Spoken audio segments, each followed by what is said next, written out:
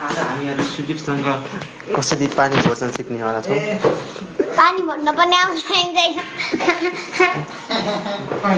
यति पानी भरेको सही लाग्यो भने चाहिँ भिडियोलाई लाइक, च्यानललाई सब्सक्राइब गर्न नबिर्सनु होला। यस्तै पानी भरेको भिडियोको लागि सिकाउन त धारा कसरी खोल्छ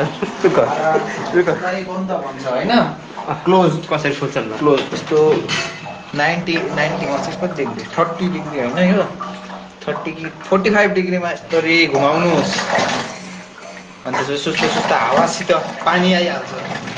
टाडाङ बन्द गर्न सिकाउनु पानी बगिरहन फेरि बन्द गर्न पनि त्यस्तो गाह्रो छैन। ठ्याक्क 45 डिग्री एङ्गलमा यसरी घुमाउनुहोस्। Simple as okay. अब यसरी खोल्नुहोस्। ल त यस्तै ज्ञान गुणको कुराको लागि च्यानललाई सब्सक्राइब नगरिदिनु होला।